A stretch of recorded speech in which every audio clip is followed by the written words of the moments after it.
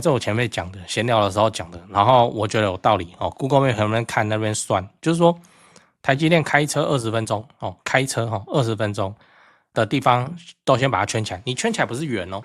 因为那个弯弯绕绕或是什么哦，所以你圈起来会是一个不规则的形状，然后会被你圈到哪里？这台积电开车20分钟都可以吧？哦，来有个地方大社哦，在高雄自己都很少在提大社，可是其实他去台积电蛮快的呢，然后又没有人武这样子。之前有这样子膨胀过的房价，大社到目前为止也算是个没人鸟它的地方，可是台积电就会圈到大社，然后还要讲一个地方是阿联哦，因为我的调查还做到一半，我先不要乱讲，总之就是说阿联那边的房子哦，那边老人区，我去那边拜访过客户，就一个庙，然后前面有个香肠，我对阿联的印象就是这样，就是毫无生机，都是老人的地方，但如果外溢的话，那边也是有一点点机会的。好，这就是我说你要拼，你到3屋、第4屋、第5屋、第6屋哦，然后你还想拼的话，你去拼这种地方哦，湖内、阿联哦、大社哦，对不对？这很合理啊。150万投资自产高雄房市，高风险高报酬，低风险中报酬，你会怎么选哦？先说结论，你想要高报酬，你就是要选林园大寮哦。那你想要安全牌，你就找正市区哦，蛋黄区。嗨，我是买房阿元，订阅买房阿元。我先祝你老了有房也有钱哦。我们上一次影片聊了30年低利率跟40年高利率大概要怎么选哦。那今天我来跟你聊150万能买高雄哪里哦？这次我们来聊一个 Dcard 上的一篇文章，标题是存款约150万该购买2房还是投资股票哦。那内容就是说，这个网友啊，他已经结婚有小孩，他的老婆是家管，现在手头有150万，想问说，想要高报酬，应该要投入股市还是房市哦？那这2个选项是说，他要用首购买高雄的2房没车位当房东，等涨价以后卖掉；第二个是直接 all in 0050哦。好，那你看到现在你也应该知道我会说什么，当然是买房子啊哦。但是你现在150万，虽然你有首购，但是150万哦，你要买高雄已经变得稍显吃力了。美好的日子已经过去哦，这他妈感谢心情啊，房价真的狠狠抬升一截。那你要买高雄，你预售也是可以啊，也是可以接受了，那就是不会是很顶的区域就是了。所以我会比较建议就是150，如果你要买的话，中古屋的选择在哪边？150的头期款，首购资格，目标是中古2房哦，就不用新青安哦，因为你用新青安不能出租，用首购就好了哦。这个150其实在高雄现在讲起来，如果你不太挑的话，其实很好用的哦。所以你要知道。要拼涨幅要买哪里哦？好，那我们现在就来讲说，像这个网友他想要获得高报酬嘛，那他应该买高雄的哪里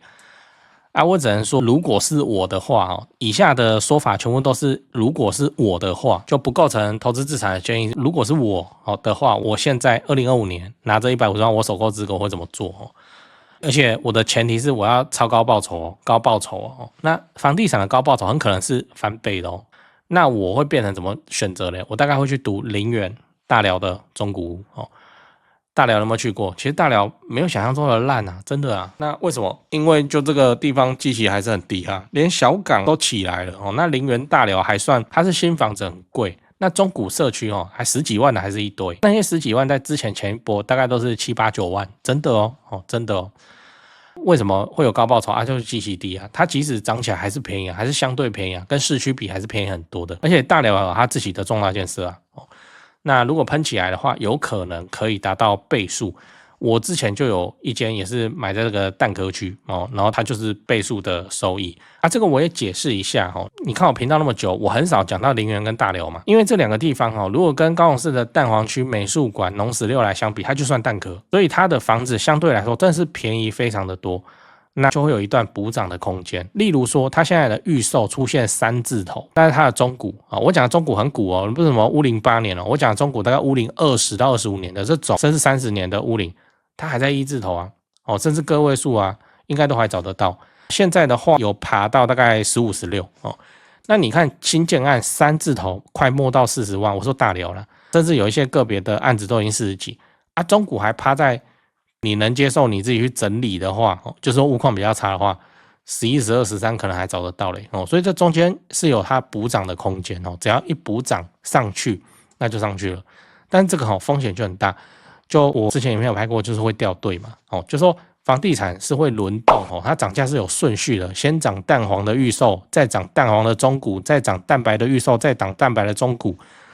再涨蛋壳的预售，再涨蛋壳的中股。如果中间出现了一些什么意外，那个意外比方说第7波信用管制全部卡住哦，就这样。你还在等到你的大涨，你等不到哦，然后就突然就市场就急动了，像现在一样，那就卡在那边。这个就是你可能会住套房的风险。所以如果你是拼那个零元大寮哦，就有可能遇到这个情况。不过掉队就掉队了因为这个房子没有很贵啊，你住这个套房，这个套起来没有什么压力，所以你可以留着。等到下一波大涨被你遇到的时候，你又蹭又起来了。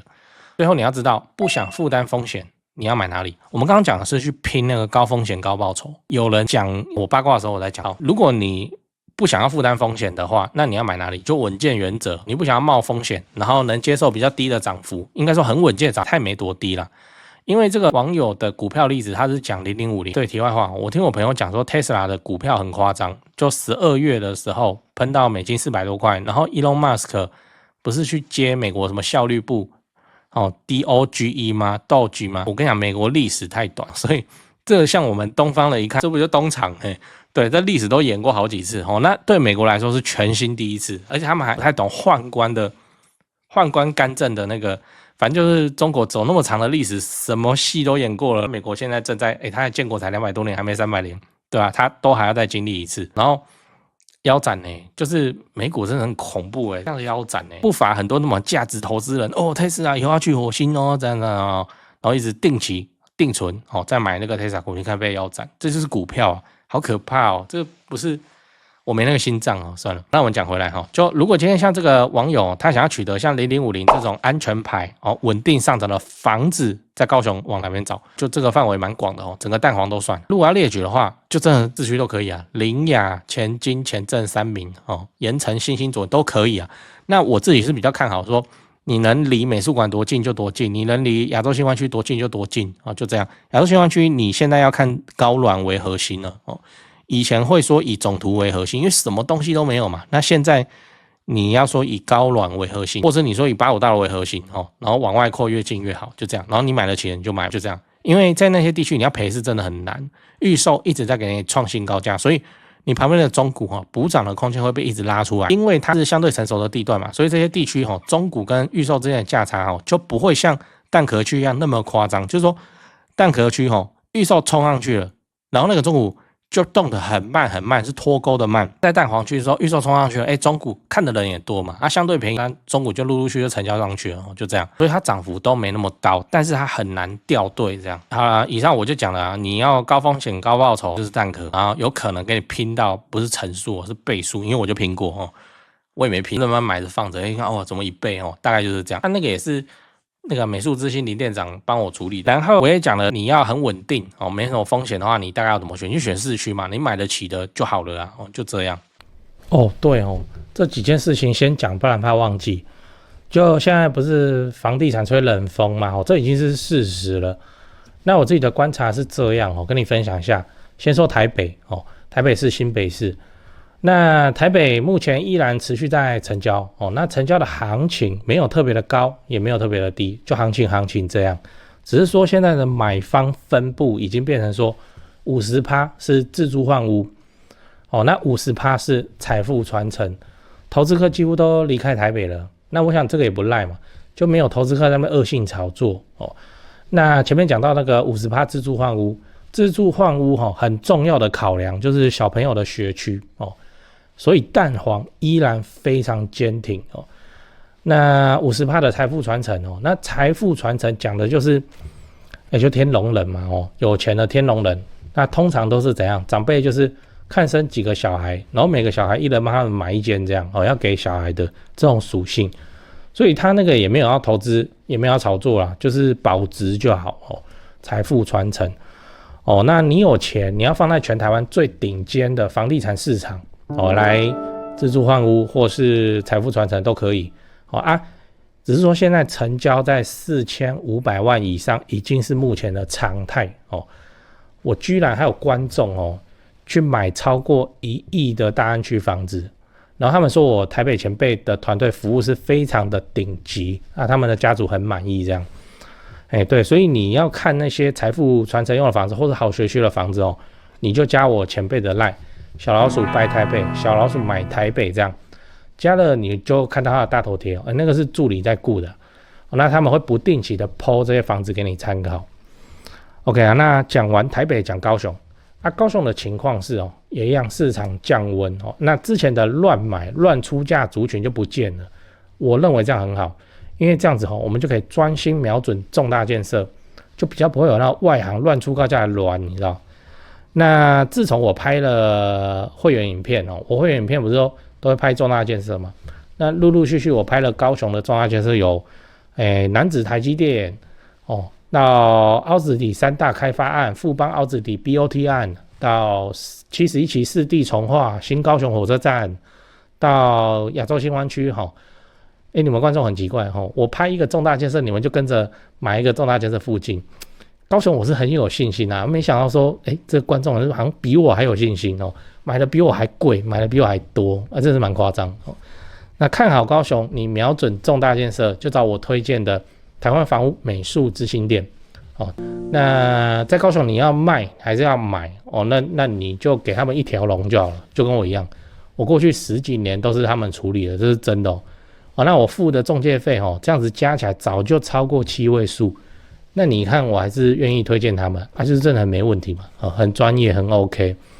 他们的 LINE 是小老鼠 go go go go go 小老鼠5个 go那他们有答应我说会 po 在这支 LINE 的房子是都会挑过就是专门给买房阿元的观众。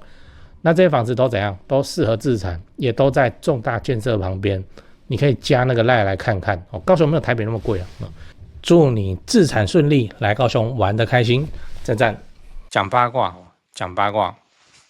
我个人是不建议说那个你要去拼首购，然后拼增值，你去拼在蛋壳区，因为真的是，除非你那个轮动你抓得很准，然后你运气很好，多少人之前也看市区这样子冲起来，像那个郡都巨蛋成交到60几68吧，实价登录预售都上去了，大寮不是那个吗？这中古屋还趴在20以下在那边喘嘛。就我知道这一波也是有很多人跑去做大寮，你看现在不是全部都卡住，还不是因为它房价便宜，所以卡住就卡住是没有差。但我跟你讲，蛋壳就是有这个会掉队的，这也不是风险就是你遇到就遇到了就这样。我个人认为比较好的是什么？比较好的处理的剧本的方式是说，因为今天的那个新闻都在讲说什么那个网友首购嘛，那八卦的话我就可以认真讲，就说剧本上安排怎样安排比较妥当。你现在是不是第3屋只能贷款3成？我说现在的版本答案然后蛋壳房子便宜嘛，你应该是说你要去拼那个第3屋那就是你被第3屋卡到，你去蛋壳吧，